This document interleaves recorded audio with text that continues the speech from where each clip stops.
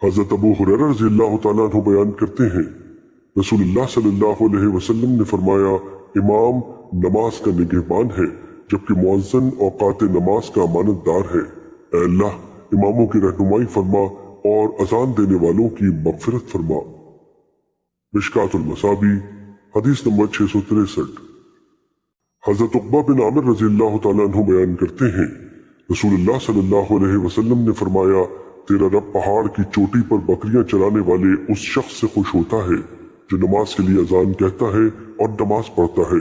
چنانچہ اللہ عز و جل فرماتا ہے، میرے اس بندے کو دیکھو، وہ اذان کہتا ہے اور نماز پڑھتا ہے، وہ مجھ سے ڈرتا ہے، میں نے اپنے بندے کو بخش دیا اور اسے جنت میں داخل فرما دیا۔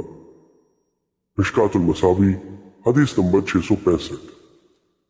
حضرت ابو ہریرہ رضی اللہ تعالیٰ عنہ بیان کرتے ہیں، رسول اللہ صلی اللہ علیہ وسلم نے فرمایا، مؤذن کو اس کی آواز کے مطابق مغفرت سے نوازا جاتا ہے، ہر خشک و تر اس کے حق میں گواہی دیتی ہے اور نماز کے لیے آنے والے شخص کے لیے 25 نمازوں کا ثواب لکھا جاتا ہے اور اس سے 2 نمازوں کے مابین ہونے والے گناہ معاف کر دیے جاتے ہیں۔ مشکوٰۃ المصابیح حدیث نمبر 667۔ حضرت عثمان بن ابی العاص رضی اللہ تعالیٰ عنہ بیان کرتے ہیں، میں نے عرض کیا، اللہ کے رسول، مجھے میری قوم کا امام مقرر فرما دے۔ آپ صلی اللہ علیہ وسلم نے فرمایا، تم ان کے امام ہو، ان کے کمزور لوگوں کا خیال رکھتے ہوئے امامت کرنا اور کسی ایسے شخص کو مؤذن بنانا جو اذان دینے پر اجرت وصول نہ کرے۔ مشکوٰۃ المصابیح حدیث نمبر 668۔ حضرت ام سلمہ رضی اللہ تعالیٰ عنہ بیان کرتی ہیں، رسول اللہ صلی اللہ علیہ وسلم نے مجھے تعلیم دی کہ میں مغرب کے اذان کے وقت یہ دعا پڑھوں۔ ترجمہ: اے اللہ، یہ یعنی اذان مغرب تیری رات آنے، تیرے دن کے جانے اور مؤذن کی آواز کا وقت ہے، مجھے بخش دے۔ مشکوٰۃ المصابیح حدیث نمبر 669۔